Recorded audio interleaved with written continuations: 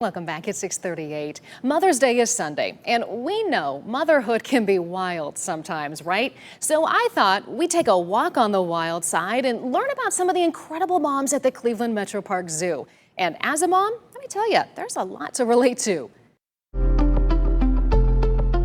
They're the cutest, most cuddliest pairs at the Cleveland Metroparks Zoo, adored by visitors and each other.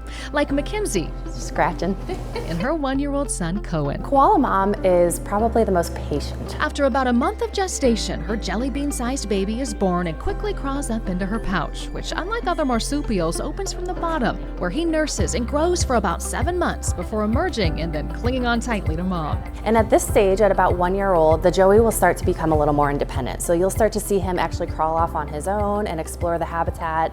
He'll start eating eucalyptus on his own more. He's not nursing anymore, or if he does, it's very rarely. Another adorable Klingon is one-year-old Zaki and his mom, Kira. I think they're the stellar moms of the great ape world. Orangutans primarily live alone. They are raising their babies by themselves, and because of that, the babies stay with them longer. Their total concentration is on that kid. It's that total devotion of mothering. And growing in motherhood. Zaki is Kira's second child. She's letting Zaki be more independent than she did Mira, and he's taken full advantage of that. He's quite an independent little guy. We're seeing a difference in just her experience level. I think you see that with even humans as they have more children. Speaking of experience, meet Freddie. Freddie has him on her at all times. Surrogate mom to 6-month-old Cayenne, the first gorilla baby born at the zoo. It's been fantastic. We are actually the first zoo to ever have a baby fostered on day one. Even more incredible, about 3 months ago, Freddie, who is 47, has had a hysterectomy and 7 children of her own, the last of whom was 20 years ago,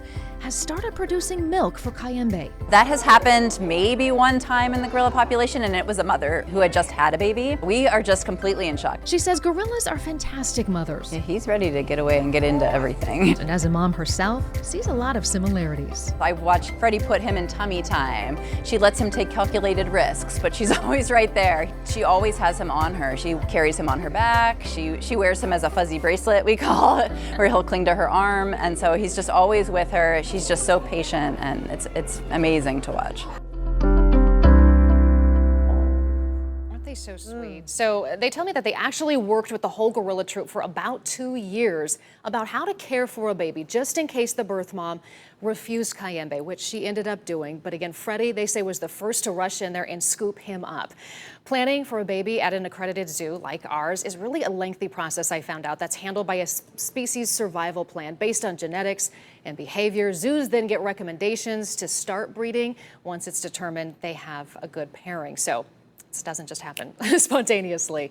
And we should mention, in honor, you guys, of Mother's Day, moms get in free to the Cleveland That Metroparks is Zoo. great. I had so much fun. I know I like so many of you, love taking my kiddos to the zoo too. You just learn so much, and thank you so much to the zoo and all of the experts there for sharing all of their knowledge about their great animals. That's adorable. And you got to touch Mama Koala. I did. Okay. I was so excited to be in there. What a treat. They're soft. Yeah. But I was still telling you, I really related to her because she's so tired. She's like so moms tired. Are, yeah. I said, I feel you, All Mackenzie. moms the same. Well, that was a really good story. Very Thank you nice. for I learned a sharing. lot. Yeah. Big thank